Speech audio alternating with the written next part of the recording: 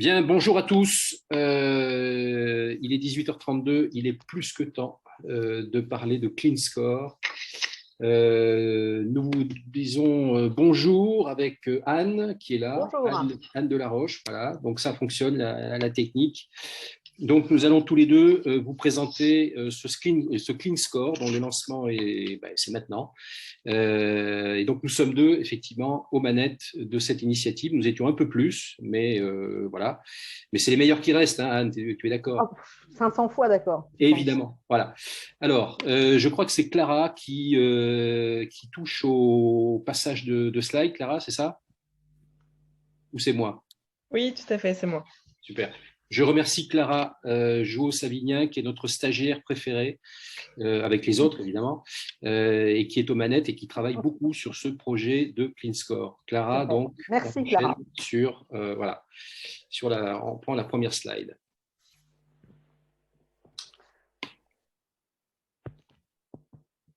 Voilà. Donc nous aurons à peu près une vingtaine de minutes de présentation. Et l'intérêt de tout ça, c'est d'échanger avec vous, d'avoir votre retour, de répondre à vos questions. Mais évidemment, pour que les questions soient là, il faut qu'on vous donne un peu de matière. Alors, c'est quoi cette histoire de Clean Score? Tout est parti d'un déjeuner entre CGP au mois d'avril, donc il y a exactement 6 mois. Et l'idée, c'était d'échanger sur un peu l'ISR. Tout le monde constatait un peu la même chose, c'est-à-dire une explosion de l'offre. Et puis, mais c'est plus récent, mais c'était déjà, ça pointait le bout de son nez déjà à l'époque, une montée du greenwashing.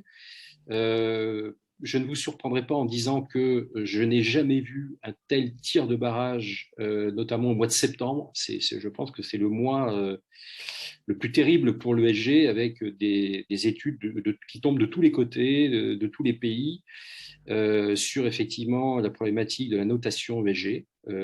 Voilà. Donc ça crée beaucoup de troubles dans les esprits, chez les CGP, chez les clients. Le phénomène plus ancien, c'était effectivement une grande complexité quand même, une multiplicité des critères. Je me souviens que plusieurs CGP m'ont dit, mais on va voir 10 sociétés de gestion, on a 10 présentations différentes. On ne sait plus comment effectivement lire ça de manière un peu objective.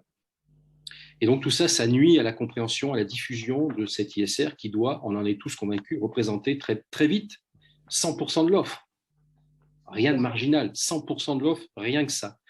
Ensuite, autre problème, c'est que la promesse du label ISR, hein, si on part en termes de label, c'était de transmettre là aussi un message très simple et très clair à l'épargnant. Et cette promesse n'a pas été tenue, ce n'est pas nous qui le disons, c'est l'inspection des finances qui a publié un rapport là aussi très dur, très factuel sur le label ISR. Anne, qu'est-ce que tu peux dire de plus là-dessus, sur ce constat? Non, mais écoute, tu as tout dit. Effectivement, il y a une explosion de l'offre. La finance verte, c'est le relais de croissance de notre secteur. Donc, il y a des flux de capitaux, pas seulement en France, mais dans le monde entier. Donc, il faut répondre à ça et surtout ne pas laisser ces vagues d'accusations de greenwashing mettre le flou dans l'esprit des gens, parce que je pense qu'on aura beaucoup de mal à enlever ce flou. Donc, il faut très vite réagir. Et c'est tout l'objet de notre démarche, me semble-t-il. Absolument. Alors, c'est à toi de commenter cette slide. Donc, voilà. Donc, en fait, plutôt que de nous attacher aux produits, nous avons choisi de nous intéresser à nos partenaires, les sociétés de gestion de portefeuille. Parce que c'est elles qui se prennent les réglementations, qui doivent intégrer les critères dans les produits qu'elles proposent, puisque les clients, ils sont de plus en plus sensibles. Les clients, ils sont plus sensibles parce que le monde y est de plus en plus sensible. Nos politiciens, ils sont de plus en plus sensibles. La compétition économique se base de plus en plus sur des questions éthiques. Donc, ce n'est pas simplement un problème de finance, c'est un débat mondial qui est ouvert et avec des questions éthiques au centre. Donc, les préoccupations, forcément, dans l'air du temps, deviennent celles de nos clients et une frustration arrive puisque là où on pourrait les aider à choisir des investissements qui correspondent à leurs souhaits, on les fait douter avec des accusations de greenwashing. Donc, nous, on a décidé qu'il fallait qu'on trouve un outil pour discerner les bons élèves des moins bons. Notre but n'est pas de crucifier les mauvais, mais plus exactement de pointer les bons acteurs. Et donc, on a envisagé la création d'un indicateur simple et dynamique et qu'on pourra étudier dans le temps. On verra comment il évoluera dans le temps. Voilà, donc c'est simplement notre ambition, c'est effectivement quelque chose de simple et dynamique. Simple non seulement à la compréhension, mais aussi à la construction. C'est-à-dire que ce n'est pas quelque chose qui demandera un travail accablant, contrairement à de nombreux questionnaires et autres qui tombent de toutes parts. C'est quelque chose qui sera assez pédagogique de part et d'autre, à la fois de la part pour les sociétés de gestion et pour les gens qui regardent les critères. À toi, Vincent. Alors, quelle est la logique de ce clean score? C'est très simple. On est parti un peu de ces trois mots repères qui sont le E, le S, le G, mais on les a lus à notre façon. Encore une fois, lors de ce déjeuner, on a fait un tour de table. Hein, personne ne se connaissait, donc chacun a exprimé un peu son parcours, ce à quoi il était sensible. Et comme le thème du déjeuner, c'était l'ISR, chacun a exprimé ce qui était important pour lui. Il y a trois choses qui sont ressorties, qu'on a pu classer par simplicité dans le E, le S et le G. Donc, trois critères extrêmement simples, vous allez voir, qui sont l'expression de la sensibilité des CGP. Il y avait beaucoup de femmes autour de la table lors de ce déjeuner qui ont exprimé des sensibilités, je pense. Vous verrez à travers les critères qui sont assez différents de ce qu'on lit habituellement. Ce sont des choses très personnelles, ce sont aussi des choses qui ont été vécues par chacun d'entre nous, et ça correspond à des choses auxquelles, effectivement, on est extrêmement attaché. Et on considère que, d'ailleurs, ce sont des choses qu'on pratique, que si nous, on le fait, eh bien, on attend à ce que les sociétés de gestion avec lesquelles on travaille le fassent également. Voilà. Donc, et puis, pour rester simple, parce que ça ne l'est pas toujours dans l'ISR, l'ESG, chacun de ces trois critères aura un poids égal dans le calcul. Donc, un tiers sur chacun des trois axes. Voilà. Alors là, je vous ai fait saliver. C'est pas sympa. On va vous donner ces trois critères. Clara.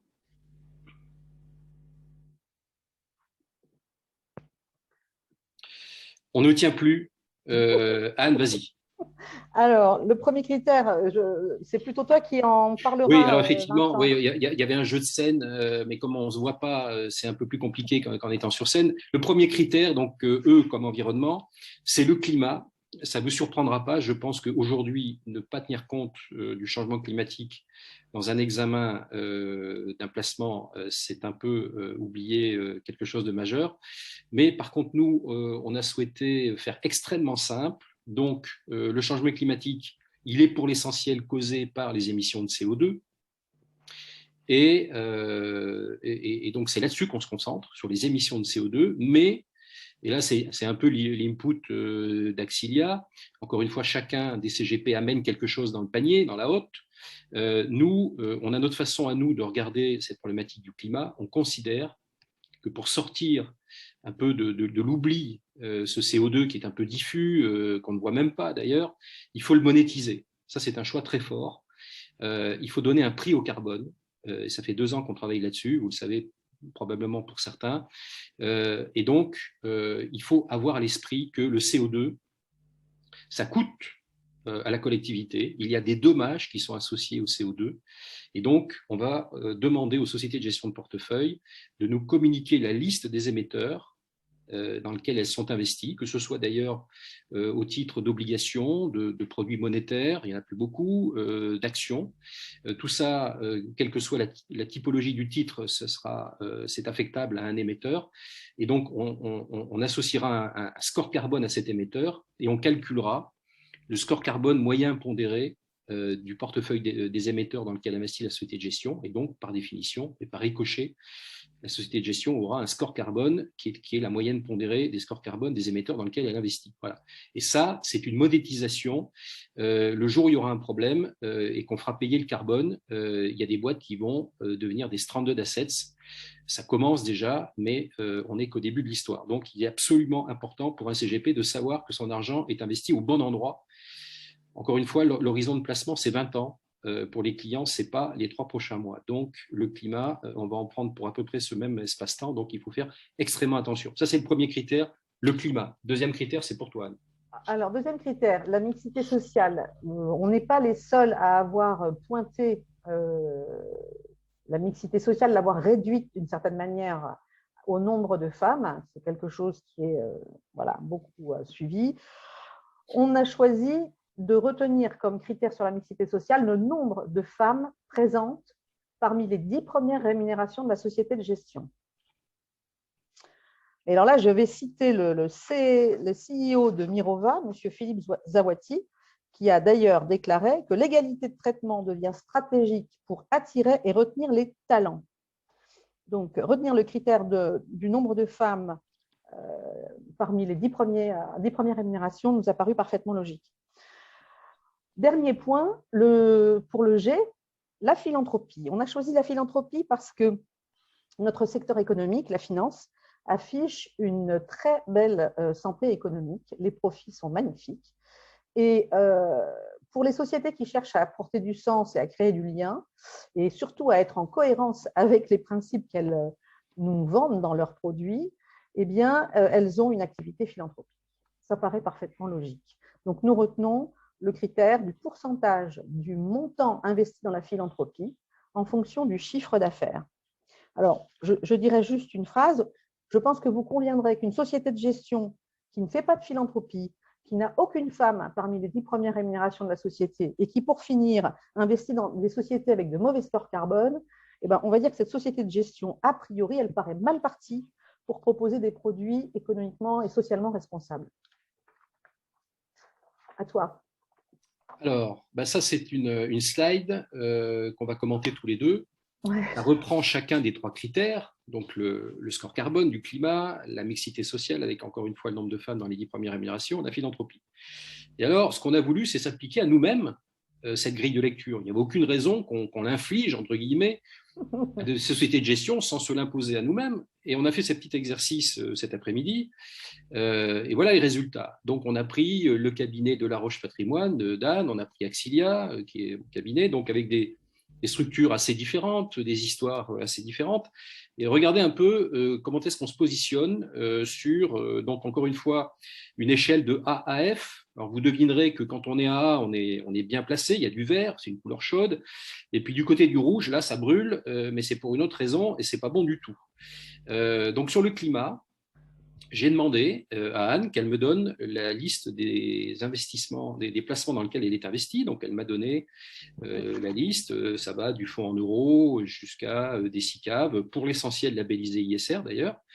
Et puis, on en a fait de même pour Axilia et on a calculé donc le score carbone et on arrive à un positionnement autour de C pour le cabinet de La Roche Patrimoine. Et nous, qui faisons un peu plus d'efforts, on n'a pas de mérite. On a commencé avant, mais c'est juste pour ça, parce qu'on est aussi attentif que Anne et vice-versa à ça. On a un score de B. Quand on sélectionne des fonds ISR, comme le fait Anne et également nous, ça met tout de suite dans une posture autour de C. Voilà, donc c'est vrai que faire de l'ISR, c'est un bon moyen d'accrocher des notes plutôt supérieures. Sur la mixité, Anne, je te laisse prendre la main. Alors, sur la mixité sociale, c'est terrible. Vincent a un score épouvantable et moi, j'ai un score excellent. Alors bon, c'est bien normal parce que nous sommes de petites structures. La mienne est extrêmement petite puisque je suis seule, donc seule femme. Donc forcément, 100% des plus hautes rémunérations vont à des femmes. Donc évidemment, je suis en A.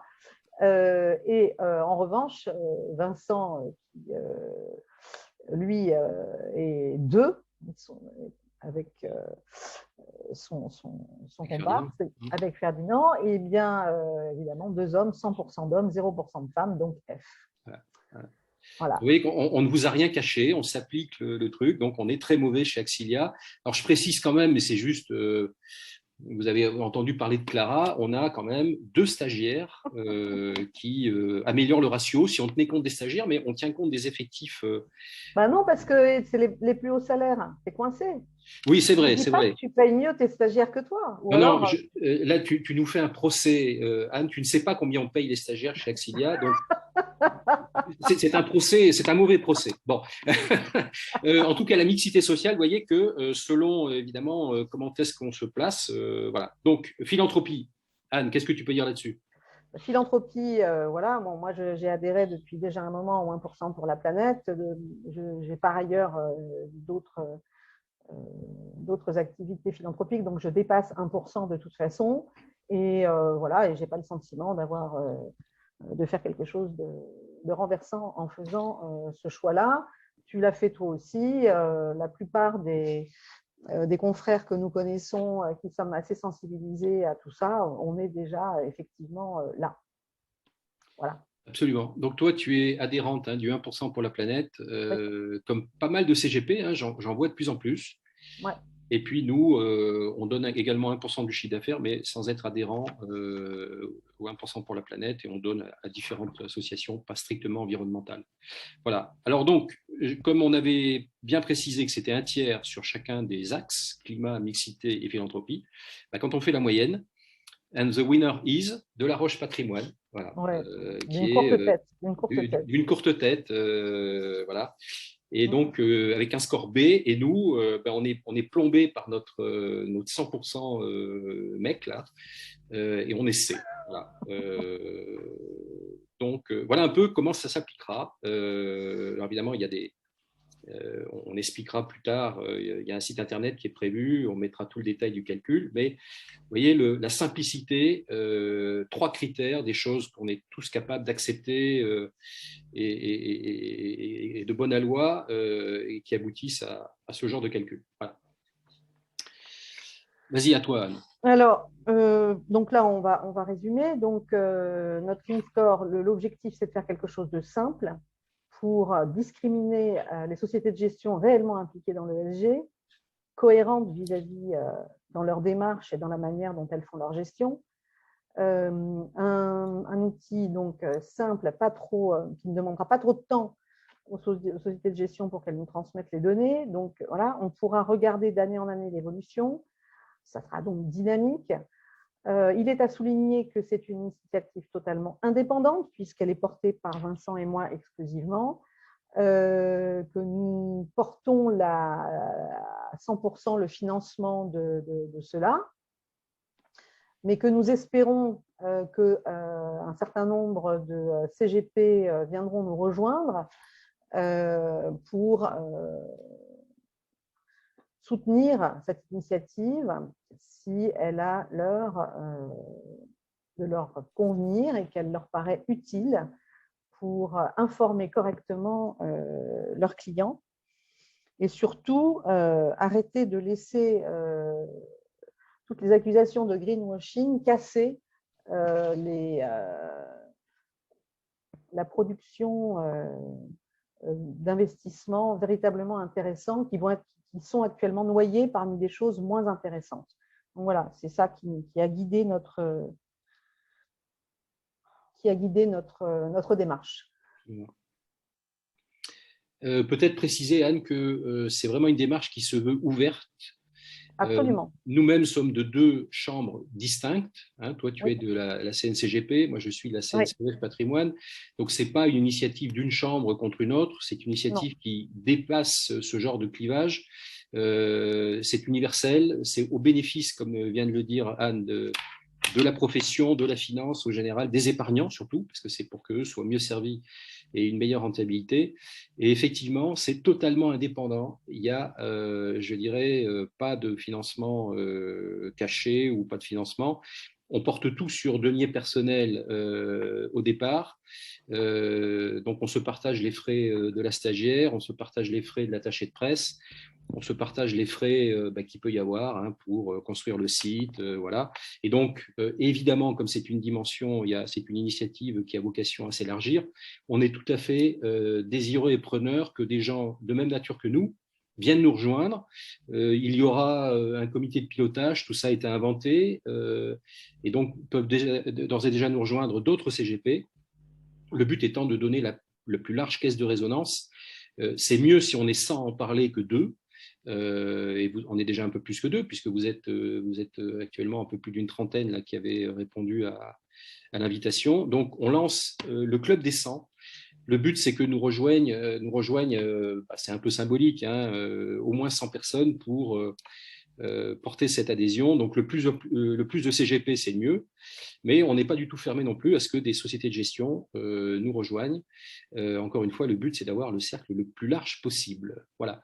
Je crois qu'il y a encore une slide, mais qui est un peu de principe pour vous remercier. Oui.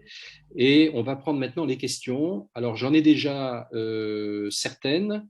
Alors, je précise, oui, il y aura très vite un site internet dont le nom de domaine est déjà déposé, qui s'appelle cleanscore.fr. Et d'ici quelques jours, vous retrouverez sur ce site le détail de la méthode, les contacts et les premières informations sur l'initiative. Voilà. Alors, j'ai déjà une question, et comme on est bien au niveau horaire, on a parfaitement respecté le timing. J'ai une question de Maël Caravaca, et ce que je vais faire, c'est que je vais lui donner la parole. Je vais lui permettre de parler, comme ça m'est indiqué sur l'outil. Ça va être quand même plus agréable que de relire sa question. Alors, Maëlle, j'appuie sur le bouton et logiquement, Maëlle peut nous parler, elle doit nous entendre et elle peut intervenir. Merci beaucoup, Vincent. Je m'attendais pas à prendre la parole. Ah non, mais c'est ça, le clean score, c'est ça, on s'attend à tout. Mais je prends le micro, alors allons-y. Exactement. Alors, déjà, bravo pour l'initiative, parce que c'est vrai qu'il y a une course à la labellisation et on voit l'opportunisme de beaucoup de sociétés de gestion pour verdir leurs encours. Donc, c'est super d'avoir cette initiative. C'est hyper intéressant, du coup, la grille de lecture que vous proposez avec ces 3 critères qui sont très lisibles. Je me demandais au niveau du critère climat, oui. Vous disiez tout à l'heure que c'était intégré en fait les fonds dans lesquels on avait fait investir les clients. Je me demandais est-ce qu'il y avait aussi la possibilité de prendre en compte peut-être les gestes faits en interne par le cabinet, parce qu'en réalité, au-delà de notre activité de conseil, même en tant qu'entreprise, on a aussi cette responsabilité de faire attention à l'énergie qu'on consomme, les ressources, etc. Alors, je me demandais si ça englobait aussi ça, ou est-ce que c'était vraiment en réalité l'impact à travers le conseil qu'on donnait. Ouais. C'est une très bonne question. La réponse est très simple et elle nous est apparue évidente il y a déjà de nombreux mois. Si on fait un bilan carbone d'un cabinet de gestion de patrimoine, 95% des émissions de CO2 sont liées aux investissements qui sont conseillés par le cabinet aux clients. Le chauffage des locaux, les déplacements, tout un tas de petits actes du quotidien indispensables, je ne minimise rien, représentent 5% des émissions de CO2. Et donc, on a choisi de se concentrer sur les 95%. Et c'est donc pour ça qu'on fait le calcul du risque carbone des fonds que conseille le cabinet. D'accord. Voilà. Et je peux ajouter quand même qu'il y a un certain nombre de choses qu'on peut ranger dans la philanthropie. Typiquement, il n'y a pas que du numéraire versé à des œuvres, il peut aussi y avoir du temps passé à aider je ne sais qui, je ne sais quoi, à faire une œuvre quelconque. Là, c'est simple, hein, on prend un salaire horaire et on rajoute le nombre d'heures au montant des œuvres, au montant de la philanthropie. Donc, ce n'est pas uniquement du numéraire. Il peut y avoir des actions portées, soutenues dans le temps auprès d'associations, que sais-je. Voilà. Ah oui, super. C'était une des questions aussi que j'avais posées à Anne, du coup. C'est pour ça qu'il m'a semblé que je l'avais vu passer, celle-là. Donc, c'est pour ça que je m'empresse. Super. Bah, merci pour toutes ces précisions. Ben voilà. Très, très intéressant. Merci des questions. Est-ce qu'il y a d'autres questions Ce serait tellement simple d'appuyer pour que tout le monde puisse parler, parce que je suis obligé d'appuyer personne par personne. Donc, il y en a quand même un paquet. Est-ce que vous pouvez faire un signe de la main, vous pouvez appuyer sur lever la main, vous pouvez poser une question. Ah, question-réponse, c'est quoi ça? Je ne comprends pas bien. Une question de Julien. Julien, est-ce que je l'ai quelque part là, Julien, hop, Julien, je vous permets de parler. Est-ce que vous nous entendez, Julien? Oui, je vous entends. Bon, Julien, vous avez la parole. Deux petites questions. En fait, vous aviez parlé sur le premier critère, le critère environnemental.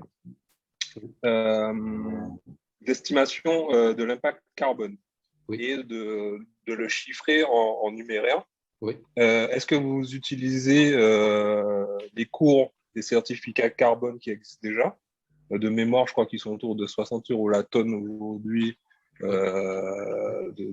par, par tonne de CO2 émis. Est-ce que c'est quelque chose que vous intégrez ou est-ce que c'est comme vous avez parlé de monétisation, c'est pour bien comprendre. Non, Et non, à qui s'adresse exactement le, le scoring? Est-ce que c'est au cabinet de CGP? Est-ce que c'est aux asset managers? J'ai pas tout bien compris. Et la dernière question que j'avais, c'est effectivement pourquoi le choix de la philanthropie pour justement guider la gouvernance. Parce que, enfin, de mon point de vue, la gouvernance, qu'est-ce que c'est? C'est les organes de gestion d'une entreprise qui sont sains, qui sont des organes qui sont pérennes, pardon, et qui vont avoir des pratiques éthiques, une déontologie, qui vont essayer de, de, de propager justement ces meilleures pratiques en termes d'éthique et de déontologie au sein de toute une société. Et la philanthropie, oui, effectivement, c'est du give back, mais est-ce que c'est réellement un indicateur qui est pertinent pour estimer si la politique ou le mode de gestion de l'entreprise est sain? Je Voilà, te laisse répondre, Anne, sur la Je philanthropie. réponds, oui, voilà, je réponds à la deuxième partie, ensuite je te rends le truc sur le climat. Ouais. Je comprends parfaitement le propos. Notre démarche n'a pas été d'essayer de checker, si je puis dire, l'intégralité de tous les aspects des sociétés de gestion pour vérifier qu'elles sont effectivement qu'elles ont un comportement absolument éthique dans tous les domaines. Ce n'était pas ça l'idée. L'idée, c'est plutôt quels critères simples à produire et à suivre pouvons-nous prendre pour à minima désigner, discerner les sociétés de gestion les meilleurs élèves. Donc, effectivement, on ne répond pas à toutes les questions, on ne cerne pas tout. Mais encore une fois, je dirais, une société de gestion qui ne fait pas de philanthropie, qui n'a pas de femmes parmi les 10 premières rémunérations et qui investit dans des sociétés qui ont de mauvais scores carbone, celle-là, à mon avis, elle aura plus de difficultés à faire des produits qui correspondent effectivement à ce qu'on recherche. Elle n'aura pas cette sensibilité et a priori, on peut considérer que ça ne va pas être son histoire de faire de l'économie durable. Voilà, c'est juste ça. Non, mais c'est très juste. Alors, mais Julien a raison, hein, la gouvernance ne peut pas se réduire évidemment à la philanthropie, même si la philanthropie est décidée par le dirigeant. Hein, le dirigeant, il fait un chèque à la fin de l'année. Ça peut pas être quelqu'un d'autre que. Donc, c'est un élément de la gouvernance, mais évidemment, ça n'est pas le principal. En tout cas, c'est quelque chose de très simple. Beaucoup, encore une fois, de CGP font du mécénat, de la philanthropie, et on ne voit pas comment des sociétés beaucoup plus grosses ne pourraient ne pas le faire. Ça, c'est effectivement sur la philanthropie. Sur l'aspect climat, alors effectivement, on monétise la tonne de CO2. On ne prend pas le cours du quota d'émissions européen, qui est effectivement autour de 65 € en ce moment. Pourquoi on ne prend pas ce chiffre-là? Parce qu'il est le reflet d'une réalité assez partielle. C'est un prix auquel s'échangent les quotas de CO2 pour ce qu'on appelle les installations fixes, donc les usines sidérurgiques, les centrales thermiques, etc., etc. Et donc, ça n'est pas révélateur de l'ensemble du coût du CO2. C'est d'ailleurs un prix européen. Il y a du CO2 partout sur la planète. Donc, on s'est plus rapproché d'une notion économique et donc d'une notion de coût social du carbone, de dommages causés par les émissions de CO2 qu'un prix boursier, je dirais. Donc voilà, c'est d'ailleurs pour ça qu'on est autour de 100 € la tonne. On est au-delà des 60 € du marché européen, des quotas d'émission. C'est un prix exigeant, certes. Ensuite, est-ce que c'est un indicateur qui s'adresse aux sociétés de gestion ou au CGP? Oui, c'est un indicateur qui s'adresse aux sociétés de gestion, parce que c'est elles qui achètent les titres. Le CGP, lui, achète les fonds construit par les sociétés de gestion. Donc, c'est une pyramide. On commence par le bas de la pyramide, les émetteurs, la société de gestion qui achète, font le choix d'acheter des émetteurs. Et voilà. Et après, on remonte par construction, on construit des scores carbone. Et c'est ensuite, effectivement, ça qu'achète le CGP quand il achète des produits. J'espère qu'on a répondu aux deux aspects de la question, aux deux questions, Julien. Je ne sais pas si on m'entend toujours. Oui, Oui, on vous entend, hein. oui, oui, super. Merci pour les réponses. Voilà. C'est très clair. Alors, je précise que sur ce CO2, on pourrait en parler des heures. Vous trouverez plus d'explications sur le site Axilia, où on explique toute la méthode. On ne voulait pas vous abrutir de méthodologie, mais ça fait 2 ans qu'on travaille là-dessus et on a un bon recul désormais sur cette question. Voilà, donc, un bon recul et modestement, tu oublies de mentionner une forte reconnaissance de la part, en particulier de tous les groupes du CAC 40, etc., qui estiment qu'effectivement, c'est la bonne méthode. Voilà. Oui, c'est vrai, tu as raison, c'est gentil de le préciser. On a discuté avec pas mal de boîtes du CAC 40, également des sociétés cotées de taille moyenne, et on n'a pas eu de... On a encore une réunion hier. Personne ne nous a sorti de la pièce en disant que cette méthode était complètement farfelue. Je pense que c'est un peu l'avenir de l'analyse financière quelque part, c'est de mettre des chiffres et d'intégrer. En fait, on a pris au pied de la lettre l'expression de l'intégration ESG que vous devez voir un peu partout. L'intégration ESG, ben nous, on a pris cet aspect-là au pied de la lettre et on intègre, en l'occurrence le carbone, en lui donnant un prix en euros, on l'intègre dans les états financiers et on compare le coût de ce carbone par rapport aux bénéfices que réalise l'entreprise. Si elle fait assez de bénéfices pour payer cette facture, à la limite, c'est intéressant. Si elle n'en fait pas assez, il y a danger pour l'épargnant. Il met son argent et ses économies quelque part, ou peut-être il ne les reverra pas. Donc ça, c'est une attitude de gestion du risque qu'on aime bien et qu'on partage également avec Anne et qui a fait qu'on s'est intéressé à cette façon de faire, qui est effectivement totalement nouvelle par rapport aux démarches ESG qui sont plus qualitatives, où on met des notes sur 20. Voilà, là, c'est du risque tangible. Je peux vous dire que malheureusement, je pense que certaines entreprises vivront assez mal certains constats, la manière dont on raisonne. Voilà. Est-ce qu'il y a d'autres questions ?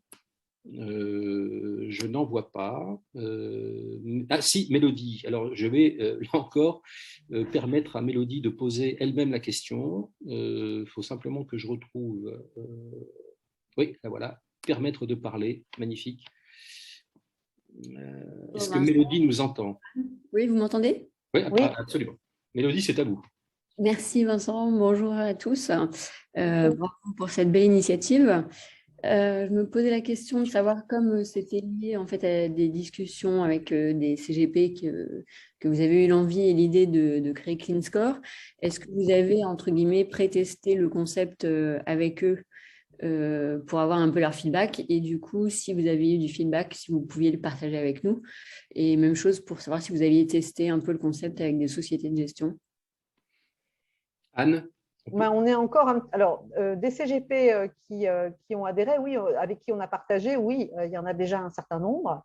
Et l'accueil est plutôt, enfin, j'ai pas vu, enfin, tu me déments, Vincent, le cas échéant, j'ai vu personne qui a dit mais non, c'est complètement tarte, ça n'a pas de sens, etc. Au contraire, c'est plutôt quelque chose qui est accueilli très agréablement, très favorablement et qui intéresse incontestablement aussi. D'abord parce que c'est simple. C'est simple. Donc, nous, on peut le suivre et on peut d'autant mieux le partager avec nos clients, pour qui tout ça est relativement opaque. Même si, encore une fois, toutes ces questions éthiques sont au cœur et de la vie politique et économique et donc de nos métiers. Ça irrigue partout. Mais malgré tout, ça manque de simplicité. Voilà. Donc, cette simplicité, elle séduit. À toi, Vincent. Non, mais juste pour dire qu'il n'y a pas eu de test au sens calcul. Ah, non. Le premier test, ce sont les tableaux. Alors, je ne sais pas si vous êtes arrivé en cours de route, Mélodie, ou pas? Non, non, j'étais là au début. Donc, en fait, le seul test, c'est celui qu'on vous a montré sur nos 2 cabinets. Nous sommes les 2 premiers cobayes. Voilà, c'est merci, Clara. Donc voilà, on est les premiers à avoir, je dirais, rempli et donné les chiffres pour arriver à ça. Donc encore une fois, sur le climat, pour être très très transparent, Anne utilise à peu près 2 tiers de ses fonds sont des fonds ISR. Donc les fonds ISR ont quand même en moyenne apportent une amélioration en termes de gestion de l'empreinte carbone par rapport à des fonds qui ne le sont pas. Donc nous, on fait attention à ça depuis plus longtemps, donc on a des fonds qui se positionnent mieux. Sur la mixité, on vous a expliqué pourquoi. Elle est toute seule dans son cabinet, donc elle a la note maximum. Nous, on est deux mecs, donc on a la pire note. Sur la philanthropie, Anne donne un peu plus de 1% de son chiffre d'affaires ou 1% pour la planète, et nous, on donne 1%. Voilà, donc on n'a pas fait d'autres tests que celui-ci. Pour vous dire qu'on a partagé également cette expérience avec Pascal Bossan, que beaucoup d'entre vous connaissent, qui était d'ailleurs dans le déjeuner inaugural au mois d'avril, et elle trouve, on lui a présenté jeudi dernier, elle trouve l'initiative tout à fait intéressante, qui appuie des sujets qui sont les siens depuis très longtemps, hein, le climat, la philanthropie. Elle est elle-même adhérente et administratrice même du 1% pour la planète. Elle écrit des livres sur tous ces sujets-là.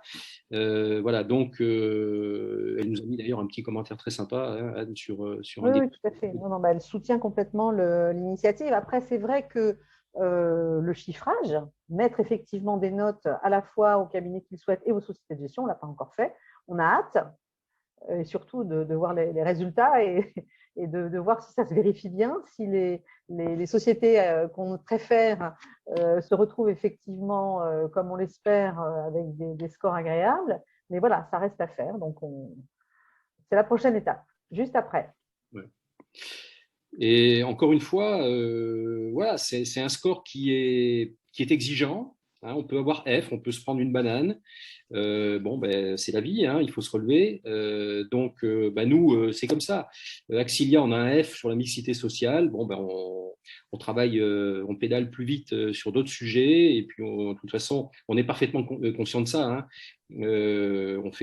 Quand on prend des stagiaires, c'est vrai qu'on prend plutôt des filles parce que voilà, puis on est très content parce que ça apporte une sensibilité, des éclairages qui ne sont pas les mêmes que nous, même si on fait plutôt très attention à ces sujets extra-financiers. Mais voilà, donc c'est intéressant. Cette grille vous donne également des espèces de guides, quoi. C'est des boussoles. Ça vous dit, tiens, là tu es à cet endroit-là, ça serait peut-être pas mal que tu fasses attention à ça. Alors, ce qu'on peut peut-être dire aussi quand même, c'est que sur la philanthropie, dès qu'on dépasse 1%, quand on est à 1% au-delà, on est dans B, A tout de suite.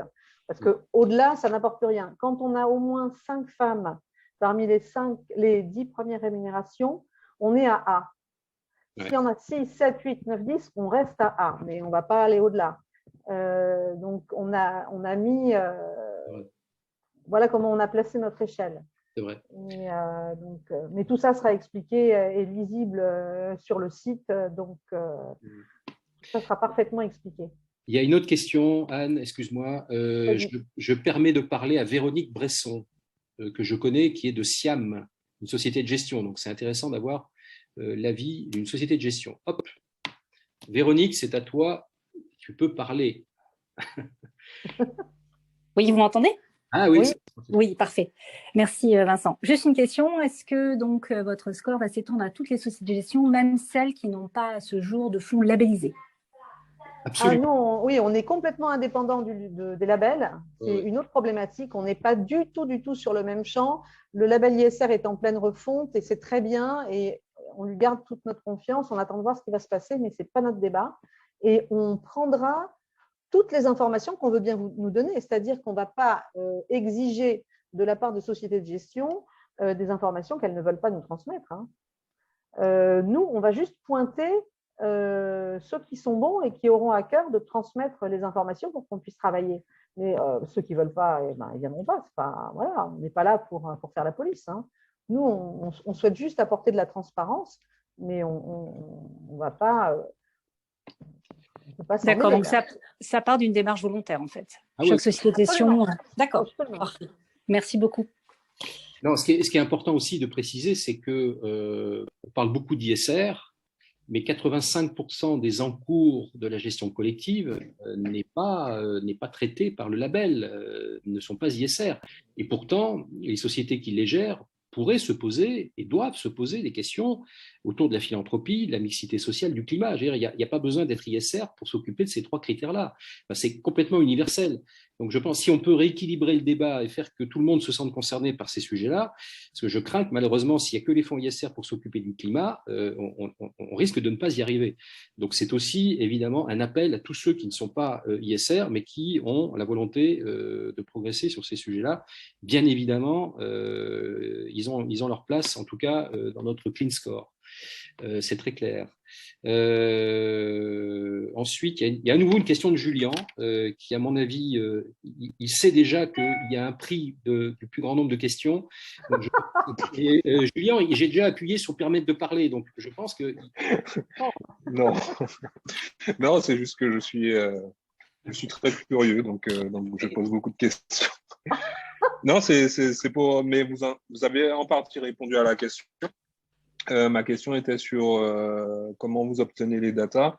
Ah oui. Donc, c'est sur la base du volontariat, vous y avez répondu. Et est-ce que les asset managers sont moteurs sur cette démarche? Et vous avez également répondu à cette question. En tout cas, les quelques sociétés de gestion avec lesquelles j'en ai parlé et ont évidemment sont comment dire, très pressés de nous transmettre des données. Voilà. Il n'y a pas de difficulté. Alors, pour répondre et compléter la réponse pour Julien, effectivement, on est sur la base du volontariat. Si les sociétés de gestion ne nous transmettent rien, il ne se passera rien. On ne peut pas aller chercher l'information. C'est elles qui nous communiqueront tout ça. C'est de la data, d'ailleurs, qui, je pense, n'existe pas. La manière dont on a de poser la question n'est pas posée aujourd'hui par d'autres outils. Vous avez des outils comme Morningstar qui récupèrent des inventaires de fonds, de FCP, de SICAV. Nous, on s'intéresse au périmètre de l'ensemble des émetteurs de la société de gestion. Ça dépasse la notion de fonds, parce qu'il y a des mandats également. Donc on s'intéresse à tous les émetteurs dans lesquels investissent la société de gestion. Et donc, c'est la consolidation de tout ça qui permettra d'avoir une vision globale sur le risque carbone. Il y a un bémol quand même, c'est qu'on s'arrêtera, on souhaite avoir au moins 50% des encours. Oui, c'est vrai. Bon, on ne va pas exiger 100%. C'est un bémol, je dirais, pratique, c'est-à-dire que on considère que si tout le monde nous donne 50% des encours, quelque part, tout le monde est traité à parité, et c'est pour permettre effectivement à ceux pour lesquels ça serait un peu fastidieux de pouvoir le faire, mais l'objectif, ça serait bien effectivement d'arriver au bout de 2-3 ans à ce que 100% de la base émetteur soit pointé, et auquel cas on aurait un score carbone qui serait calculé sur une totalité de ce périmètre. C'est un peu comme si vous nous donniez des statistiques sur la mixité sociale ou la philanthropie en ne prenant pas la totalité des effectifs ou la totalité du chiffre d'affaires. C'est sûrement beaucoup plus simple pour la philanthropie, la mixité, mais voilà, sur le climat, c'est parce que c'est plus lourd à calculer, mais je pense que beaucoup des sociétés de gestion ont des outils qui leur permettent d'appuyer sur le bouton et de nous envoyer ça assez facilement, me semble-t-il. Est-ce qu'il y a d'autres questions? Je n'en vois pas. Donc, a priori, je pense qu'on a répondu à pas mal de choses. Donc, comme l'a dit, effectivement, on l'a précisé. Si, il y a une question. Suivre, il faut être extrêmement attentif. Bonsoir Anne et Vincent. Alors non, mais je vais donner la parole. Il n'y a pas de raison de permettre de parler à Pierre-Jean Godel. Pierre-Jean, est-ce que tu nous entends? Oui, je vous entends. Bonsoir Vincent. Bonsoir. Bonsoir tout le monde. C'était un petit mot simplement pour vous remercier et saluer cette brillante initiative. C'est pas une question, mais voilà. on prend tout. Donc, effectivement, je vois qu'il n'y avait pas de questions, mais écoute, tu as passé le message. Merci en tout cas de ton soutien. On a besoin du maximum de CGP. Je crois que de la même manière qu'on ne fera rien si les sociétés de gestion ne nous envoient pas l'information, je pense que cette initiative n'aura pas de sens non plus si les CGP ne sont pas derrière. Anne, tu peux dire quelque chose là-dessus? Oui, je suis tout à fait d'accord avec toi. Je veux croire que aura de plus en plus de CGP qui vont être sensibilisés à ça. Et je crois que cette accélération dans le débat, dans la presse, dans le débat dans notre milieu professionnel sur le greenwashing, toutes ces accusations devrait amener nos confrères à venir se joindre à nous dans notre club, notre fameux club des 100. Et donc, on les attend de pied ferme. Anne, je ne peux pas résister au jeu de mots. Il faut qu'on passe du greenwashing au cleanwashing. Ah, joli. Il faut laver propre. Tu as raison, tu as raison, tu as raison. Bon, ben écoute, s'il n'y a pas d'autres questions, je regarde parce que, non, a priori, je n'en vois pas d'autres. Benoît Varnery, mais je ne vais pas lui passer la parole parce que Benoît, il nous remercie. Merci et bravo Anne et Vincent. Voilà, Maëlle nous avait dit également merci. Donc, elle avait fait quelques commentaires que vous pouvez lire dans le chat. Et puis, je ne vois pas d'autres questions. Donc, Anne, a priori, on a terminé. Ben voilà, ben c'était super. Donc, à très bientôt. Vous pouvez si vous voulez vous joindre à nous, n'hésitez pas. Vous pouvez contacter Vincent ou me contacter moi. Ouais.